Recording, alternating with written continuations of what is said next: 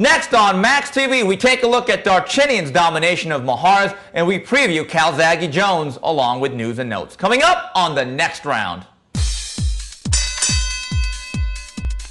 And welcome to the next round. Steve Kim, joined as always by the editor-in-chief of Max Boxing, Doug Fisher. Another jam-packed show. We begin round number one, where it was devastation at the Home Depot Center in Carson, California, for the WBA, WBC, and IBF belts at the junior bantamweight level, and they all belong to Vic Darchinian. He steamrolls Christian Mijares in 9 rounds. At the time of the stoppage, all 3 scorecards would read 79-72. Opening up this telecast, super middleweight prospect Andre Darrell remains undefeated. He has no problems in stopping Victor Okenoff in 6. Doug, Darchinian, Mijares, another example why you fight the fight. Most of the pundits thought Mijares would outbox him, would be too big and too smart. But Doug, not only did Mijares get outfought and outpunched, believe it or not, he got outthought and he got outboxed for much of the night. Yeah, well, you know, 2 boxing adages come to mind. The first one you just uttered, this is why they fight the fights. And the second one, everyone knows it, styles make fights. Vic Darchinian has an awkward, unorthodox style that can offset a very, very skilled, very talented, usually very versatile boxer like Christian Mijares, just by being unpredictable. And that's what he was. But there was an added factor in this, Steve, and I think it also threw off Christian Mijares, and I certainly didn't see this happening. Vic Darchinian has underrated cleverness. He can feint a guy out of position. He can fake out a smart fighter like Mijares. But his speed and reflexes are also underrated, Steve. He was the faster man in there. And because of that awkward style, because of his underrated cleverness, his ring intelligence, he was able to fake out Christian Mijares and catch him as early as the first round. And I really think the end of that first round, where he sent Christian Mijares down with a perfectly timed and very accurate left uppercut, it changed the entire complexion of the fight. Because from that point on, I think Mijares was less of a technician and more of a Mexican warrior, or trying to prove his Mexican mettle to the fans, the majority of which were Mexican fans who were there to see Mijares win. He started pounding his chest. He was answering the calls, the Si se puede and chants of Mexico, Mexico. He was not fighting a boxer's fight. He was fighting a fighter's fight, and that's the wrong fight against a puncher like Darchinian. If you would have told me, Doug, that beforehand Christian Mijares would not be as elusive as Vic Darchinian, I would have given you 1,000,000-to-1 odds. I also believe Vic Darchinian controlled the ring. He also outmaneuvered Christian Mijares throughout. Very effective, underrated tactic is Doug. He was barring him with that front arm of his. I don't think Mijares ever got into his groove, and from the very onset, even before the knockdown, Mijares just never looked comfortable in the ring. He didn't. He looked very much uncomfortable. I think the movements of Darchinian are so unique, Steve. You can't be prepared for him. And he's one of those fighters where you look at him and you say, he's just a puncher. He's just looking to take the other guy's head off. Those kind of fighters are predictable. You put him in with a smart boxer who can time him, and he's going to catch him coming in every time. But I tell you what, Vic Darchinian was aggressive. He was not reckless, Steve. Even when he would land a very good punch, he gave Mijares enough respect to where he just wasn't boring in without trying to protect himself, or without thinking, without trying to set up the punishing punches. And I tell you what, you know, we all gave Mijares a lot of credit going into this fight and after previous fights for his ability to be relaxed and at ease in the ring. And one of those signs of how relaxed he is how he keeps that right hand right down here, and he can control guys even when he's sort of luring them in by having his hands down around his waist. I think it bit him in the ass against Darchinian, because Darchinian's money punch is that left hand, and he landed it for all 9 rounds. Doug, Christian Mijares' trademark is that smirk, and that was wiped off very, very early. Here's the thing about Darchinian. Let's go back to last July. He gets knocked out, and people started writing him off. He even struggled in the subsequent fights against guys like Z. Goras. This is why, after a first loss, people shouldn't just sweep guys under the rug. You have to give them time to regain their bearings. And I believe because of that knockout loss to Nonito Donaire last year, overall, if you look at the big picture, because he's not quite as reckless, because of that episode, Vic Darchinyan may come out a more complete package. I think there's no doubt about that. And when you bring up the loss to Donaire, he will say it over and over again. I made a mistake. He realizes that he was perhaps overconfident after the Mijares fight. He said he was not focused for that fight. He definitely was focused for the Mijares fight, and it showed. But I think he had fallen in love with his power. Yes. And I think at that point, as the IBF, the undefeated flyweight ruler, he had forgotten that he was a 2000 Olympian. He had forgotten that he had over 300 amateur fights. Now, he had a lot of knockouts at amateur, yeah, but he won a lot of decisions at amateur, at the highest level, on the international level of the sport. And that was something he talked about at the kickoff press conference right here in Los Angeles for his fight from Mijares, is that, hey, I had a much more extensive amateur background than Christian Mijares. As an amateur, I was fighting the best of the best, Cubans, Russians, what have you, the best boxers in the world. And he said, and even as a professional, I have fought and defeated and even knocked out fighters who have given Christian Mijares trouble as a professional. It's like, I'm not just a knockout artist. I am an intelligent fighter, and I'm going to show that. He said that I would outbox him, I would outthink him, I would beat him up, and then I would knock him out. And he did it. He's 4 for 4. And Doug, before people bury Christian Mijares, the chants of overrated and exposed are already coming out. Oh, yeah. Folks, it's a lot easier to say that after the fight. You know, Doug, I am perfect. I've never lost a fight in terms of prediction after it happened. It's amazing. I'm 1,000%. I think Mijares needs to stay busy, regain his bearings. I can see them fighting down the line. I really believe this is a prideful guy. He almost fights with a certain type of arrogance. This has to hurt his pride. I'd like to see this rematch down the line and see where they go. Now, Vic Darchinyan is talking about, well, not fighting Vladimir Klitschko or even taking on Oscar De La Hoya at a catch weight of 145, but he does want to move up, not to 118, but he wants to challenge guys like Israel Vasquez and Rafael Marquez at 122. Doug, let me say one thing. This may sound crazy with his unusual movements where he uncoils and strikes like a cobra, and his overall physical strength combined with the wear and tear of Vasquez and Marquez. I don't think those fights are complete blowouts. I think he's very competitive, in fact. Well, yeah, that kind of style, his freakish power and his strength and his underrated boxing IQ and speed and reflexes, you know, that's a factor in there.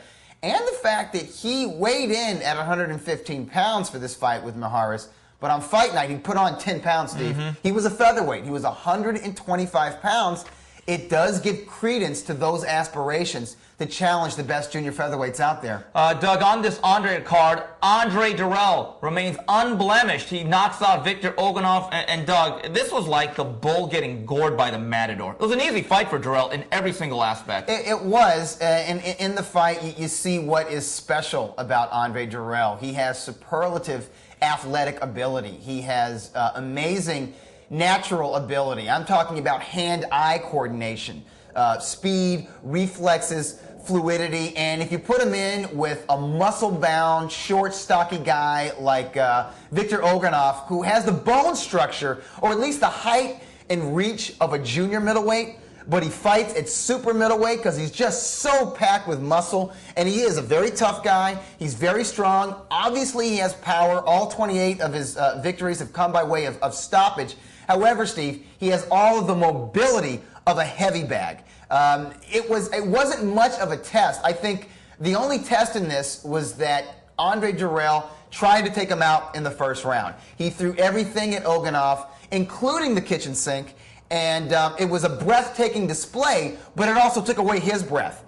So I think for spots in the subsequent rounds, Steve, he kind of had to stink it out because he was tired. He couldn't put forth a sustained offensive effort after going all out in the first round. Doug, here's the thing. Okenoff is limited. That's just the best way to put it. And Andre Darrell went Andre Darrell. This is who he is. I think this is the quintessential example of a young man who watched boxing in the early 90s and grew up in the sport idolizing Roy Jones. I don't say it's a cheap imitation. It's actually a pretty good imitation. But I just wonder, for all the athleticism at the highest levels of the game against a tall, upright boxer that can move his feet and move behind the jab and a straight right hand, Okenoff didn't throw a single straight punch the whole night. It was very, very inaccurate. I've been at fights when Andre Darrell is touched and he gets Darrelled to the canvas. I want to see how far Andre Darrell can go. I'll also say this. Yes, I know he's a very connected fighter, but he's been on TV a lot. We should expect him at this point, if he's going to be at the HBO and Showtime level, I want to see him in there against a better level of competition than Victor Okenoff and Mike Pascal. I agree. I think it's time to step up to sort of top 15 level contenders, the fringe guys. I'm not saying top 10 because honestly, Steve, I'm not sure if he's ready for those guys. A Fulgencio Zuniga. Yeah, a Fully Zuniga, a Peter Manfredo. Sakio Bika, the winner of that fight. You know what? Sakio Bika might be a little too much experience and too strong. I'd smother him. Exactly. I would not put him in with the Sakio Bika. How about the guy that Sakio Bika knocked out? Jidon Codrington. It's dangerous because of Codrington's amateur background and that power, but Codrington has chin problems, as I suspect Andre Darrell does. He's definitely not ready for the title holders out there. Maybe not even ready for the winner of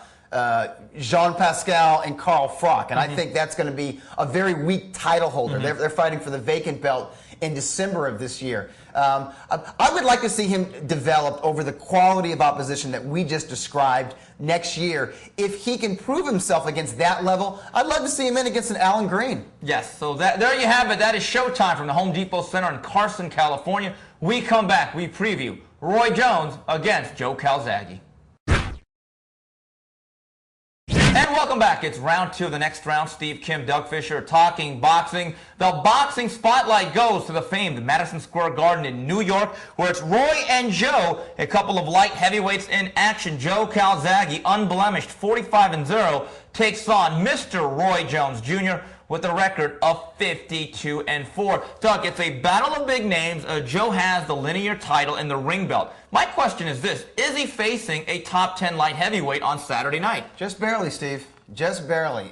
You know, in compiling my light heavyweight rankings, I looked at all of the world class, the top 175-pound fighters or folks who fight in and around that division the way Bernard Hopkins does. Sometimes he's 175, sometimes he's 170.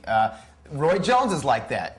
You know, some of his comeback fights were at 175, but that bizarre fight earlier this year against Felix Trinidad was at 170 pounds. But he just barely makes the cut because it's really not the strongest division out there. It's the kind of division where a very talented and experienced and accomplished super middleweight champion like Joe Calzaghe could step up and in his very first fight gain recognition in some areas as the champion, but also the number one 175-pound fighter out there. I think it's between Joe Calzaghe and Chad Dawson, the IBF title holder and the former WBC title holder. And I'll tell you what, Chad Dawson, in that elite area, Chad Dawson's the only guy who's under 30. It's a very old division, but I tell you what, I will put young, untested light heavyweights like Chris Henry and Tavoris Cloud above Roy Jones Jr. It's my rationale is very simple. How often, when was the last time Roy Jones Jr. was in the ring against an actual top 10 light heavyweight, Steve? How long ago was 2004 Antonio Tarver, or 2005, I believe? The rubber match with Antonio Tarver, which he lost, Steve. Prince Abadi Ajamu is a journeyman. That was his only fight in 2006. Anthony Hanshaw was a prospect or fringe contender at super middleweight. That was his only fight in 2007.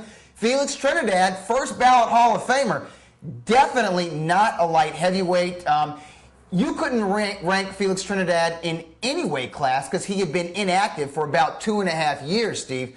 So Roy Jones is really, I got him, I have him at number 10. He's in other organizations or boxing writers have him ranked higher. I think the only reason he's ranked at all is because he's Roy Jones. He has that name, and at one time he was the undisputed light heavyweight champion of the world. Doug, I'm getting the sense you're not giving Mr. Jones any shot. You know what?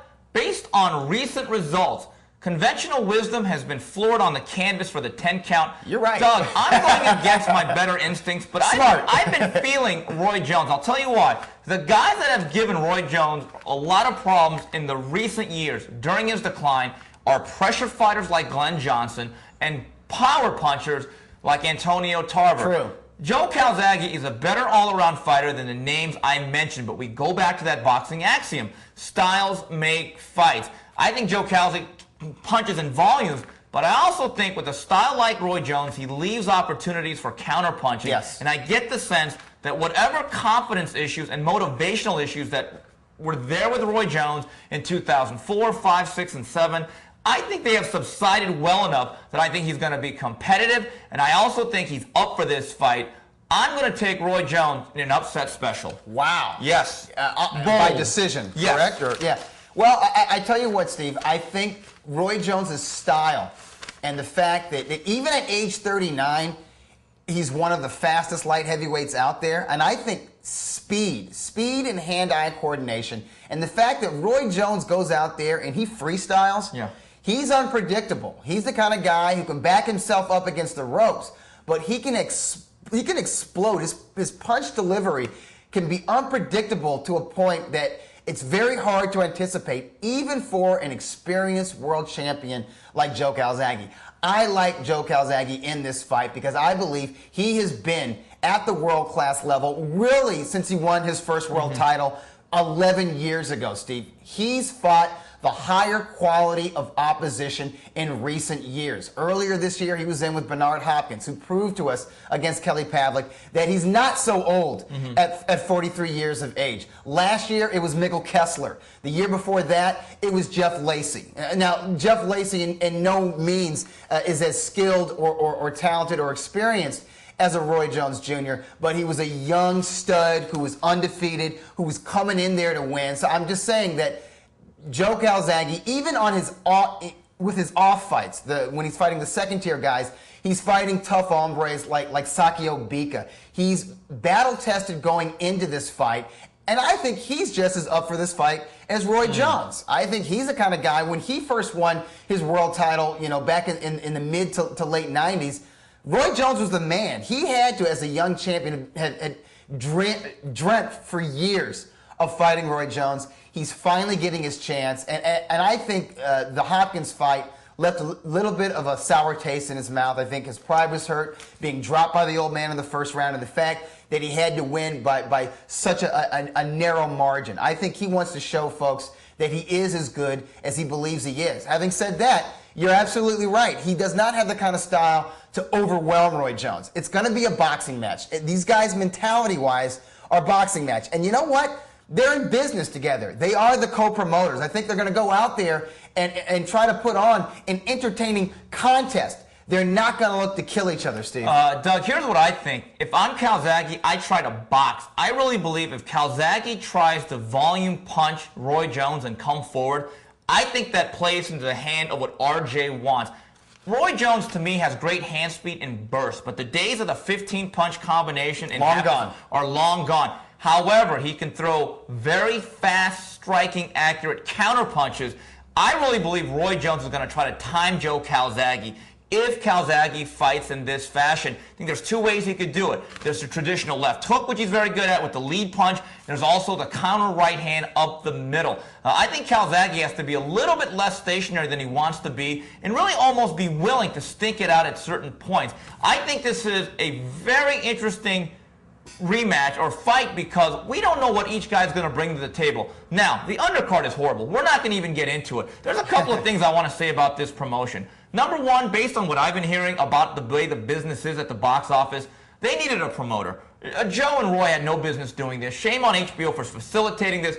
Also, this fight should have been in Wales or in Europe. They're not selling a lot at the Madison Square Garden.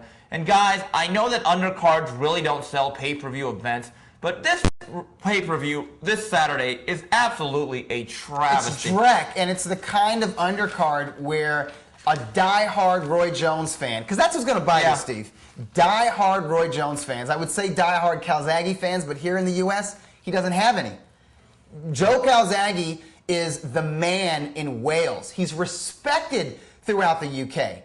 But, the kind of crowds that he drew in Wales for Peter Manfredo Jr. and for Mikkel Kessler, he can't draw that kind of crowd in Manchester or Sheffield. He can't go around Europe and be the man. He's the man in Wales. He's not the man here in the United States, and he's not going to draw the kind of loyal fans that Ricky Hatton did for Floyd Mayweather Jr. last year. They're not going to fly across the pond for Joe Calzaghe. His fight in April at the Thomas & Mack Center in Las Vegas, if that was a financial company, that would be Lehman Brothers. Yeah. That thing was an absolute bust. They had to give away a load of tickets, and in fact, the promotion gave back money to the venue. It was such a bust. I hope, at least for boxing's sake, we have two older guys who lay it on the line. That's the gift they can give boxing. I don't know that they're going to do that. They've never been that. They are cerebral fighters. They're not blood and guts fighters. They're very talented, and they know how to box. That's, Roy Jones, a little more natural talent, athletic ability than Joe Calzaghe. Not that much, but more. And Calzaghe, a little bit more in the way of technique and strategy in the ring. It's the pay-per-view for Felix Trinidad, Roy Jones did surprisingly well, Steve. It did 500,000 pay-per-view buys. It had a real promoter in Don King, and it had Felix Trinidad. And his fans. Yeah, and his fans.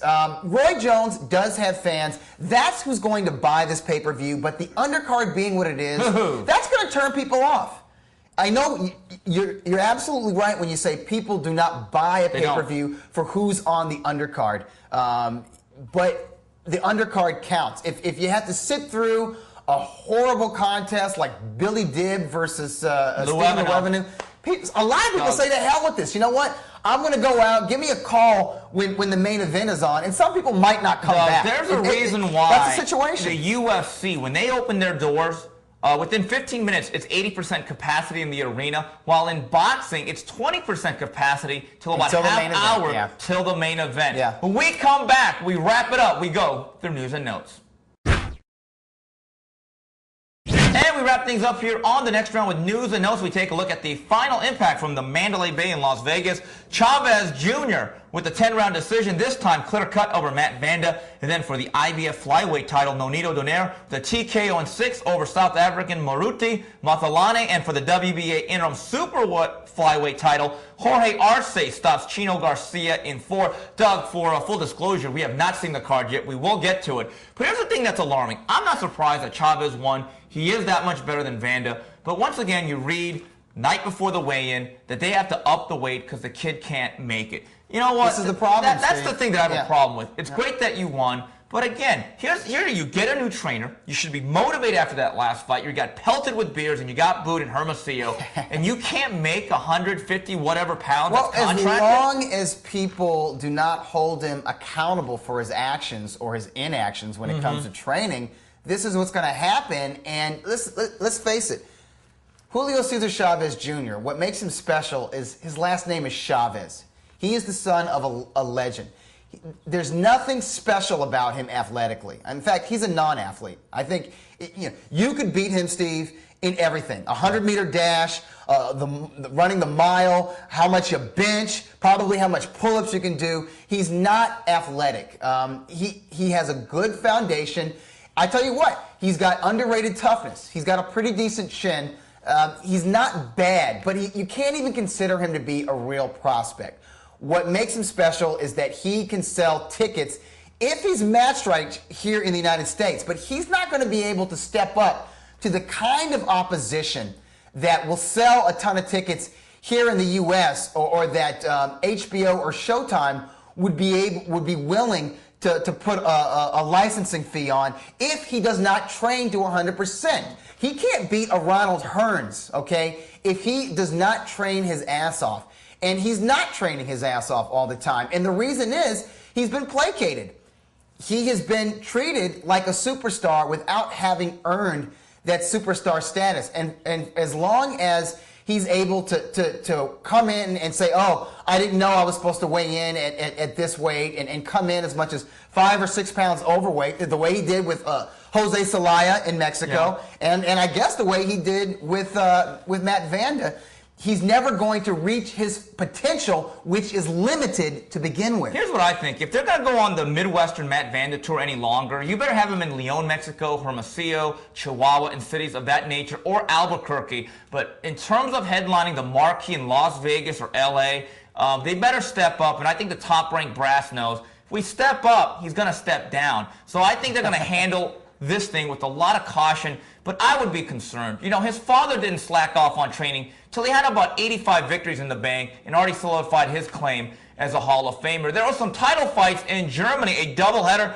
for the WBA middleweight title. Felix Sturm with a clear-cut 12-round decision over the veteran Sebastian Sylvester, and for the WBO junior middleweight title, Sergey Dizernzuk with a 12-round decision over Joel Julio. Doug, Felix Sturm, I thought there was a point in time where he looked like a declining fighter, but Doug, I think he's steadied the ship here, and he's put together some pretty solid outings. He has. He was a 2000 Olympian. And his big claim to fame came 4 years ago in Las Vegas when he lost a very beat Oscar De La Hoya. Yeah, but he lost a business decision. Yeah, yes, he did. He wasn't in the plans to fight Bernard Hopkins. And it seemed like he kind of went back to Germany, put a couple of wins together, got a hold of that BA belt, and it seemed like he and his handlers were just happy to have that belt, and they were kind of milking that. They got jobs against De La Hoya. And he got caught and upset by a 38-year-old Javier Castillejo. And it made us wonder how good he was to begin with. But, you know, we can't write people off when they lose in that fashion. I think that lit a fire under his ass. And from that point on, when he beat Castillejo in a very closely contested rematch, he has gotten better and better. And he's boxing and fighting to his potential. And I'll tell you what, in lieu of the style difficulties that were exposed in the fight between Kelly Pavlik and Hopkins, I think that Sturm has worked his way back to such a form, and he is a boxer. He is a guy who can switch hit. He's got a very nice jab, and he's got very good footwork. He is the kind of guy that I would imagine could provide some stylistic difficulties for Kelly Pavlik at 160 pounds. Doug, before that, I'd love to see a German showdown between him and Arthur Abraham, which for whatever reason is not discussed. You promote that the right way in Europe, which is the case usually. I think you have 20 to 25,000 people in that arena. Doug, no surprise at all that Joel Julio got outboxed by Dizzy Diz. I think Joel Julio is a great TV fighter at the ESPN2 level. I think he makes a lot of fun fights. But when it goes up for the brass ring, I think that's where his limitations really show. Yeah, I mean, in some ways you can maybe look at him as a poor man's Jorge Arce. Now, in no way is he as accomplished as Arce. He's obviously not as popular as Arce, but he's welcome on television the way Arce is because he's a two-fisted banger. He's aggressive, and his goal, once he steps between those ropes, is not to win a decision. It's to knock a guy out. But he has trouble with boxers, and especially with southpaws. Southpaws, I think, are death for him. He needs to stay away from them, particularly southpaws, the level of Zinzaruk. There's no doubt about that. Taking a look at the fight preview as we wrap it up here on Telefutura Friday night. This should be a good scrap. Tomas Villa takes on Rogers Matagua. Then Saturday in Germany, the rescheduled fight between Arthur Abraham and Raul Marquez for the IBF middleweight title. That same day in Romania, WBC light heavyweight title is on the line. The Shark, Adrian Diaconou, takes on Silvio Bronco. Doug, Villa Matagua is a fight between two hard-nosed blue-collar guys. Now, I think this is a great little Telefutura bout. It's going to be a fun fight every round of this fight. I don't see a knockout unless it comes via attrition late in the fight, and I don't know who scores that knockout. That's a good fight. That's a fight where it's two aggressive guys. They have their share of losses, okay? These are not protected prospects or up-and-coming contenders.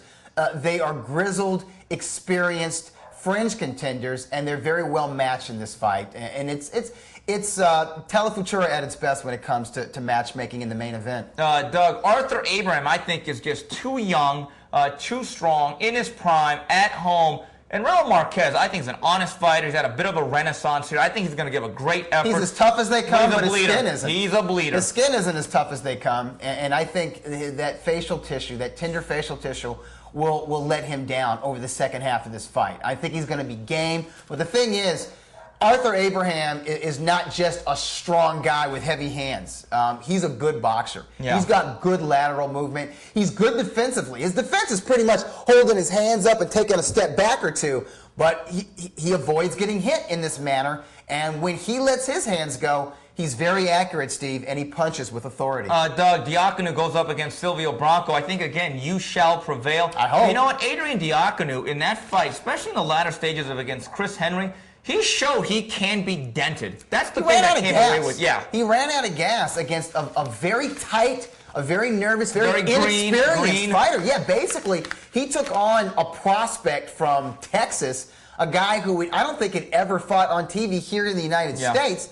And Chris Henry fought Diacono in his native Poland, where that was a huge event, a packed arena. And Diacono is a formidable guy, but he weathered the storm, and it makes you wonder if Bronco, who is long in the tooth, I think he's 39 years old, what happens if he gets into sort of a boxing groove and is able to get out of the first half of the fight? What happens? I hate to play favorites, but I have a rooting interest in Diacono because he is undefeated. He is an aggressive, fun fighter to watch on TV, and I want a significant opponent for Chad Dawson, and I think that's a good fight. There's a little bit of a story there in that was a fight that was scheduled for last year. It fell out because Diacono suffered an injury in training.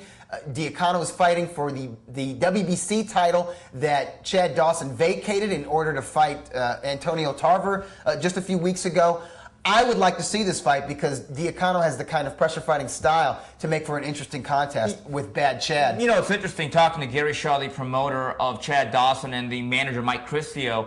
They are banging the drums. They want guys like Bernard Hopkins. They want the winner of this Saturday's fight at the Madison Square Garden. And you know what? That's a pipe dream. It's not going to happen. I said, guys, I hate to say it, but you're cursed with the fighter that's like Mike McCallum. Yeah. You're too good for your own good, and they don't want to fight guys like Diacono. But you know what? From a fight fan's perspective, here's the thing. Chad Dawson right now has no transcendent appeal. So how do you build that? A, you got to be active, and B, you got to take on quality guys. Hey, if he were to fight, if Chad Dawson were to take his IBF belt, let's say Diacono wins, and he has he's undefeated. He has the WC title. If he were to take his IBF belt and stage a partial unification in Montreal, which is the adopted hometown of Diacono, just like Lucien Boot. It's a huge event. You'll get Lucien Boot got 16,000 for Librado Andre. That'll do 20,000, but easy, and it's a huge event. Just keep Marlon B. Wrong out. Get out of here. Just keep him out. But I'm saying, listen, Chad Dawson, all the talent in the world. I think he's a future top 5 pound-for-pound entrant.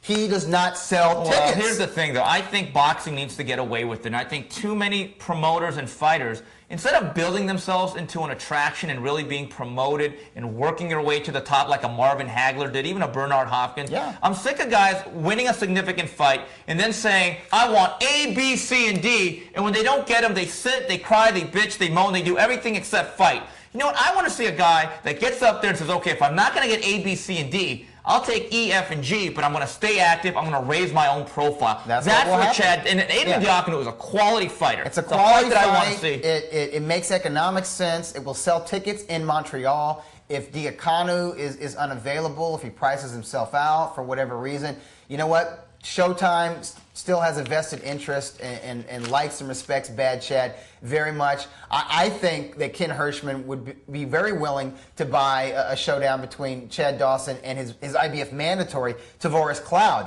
who is not as well known as on an international scale as Diacono, but he is a strapping young badass, undefeated, has won all of his fights but one by knockout. He will bring that will be an interesting fight. That would be compelling TV. If you bring me the Storm Cloud from Chicago, you bring me the Shark from Romania, and Chris Henry. Chris Henry, or there's a guy by the name of Glenn Johnson who, in my opinion, outpointed him in April. That's just my opinion. That's an old man. That's an old man who can fight like a young man. So I don't want to hear, oh, there's no one out there to fight. That's not exactly being completely honest. But like we say, that's why you fight the fight. Well, that's it for this week's edition of TNR on behalf of Doug Fisher and the rest of Max Boxing. Till the next round, goodbye, everybody.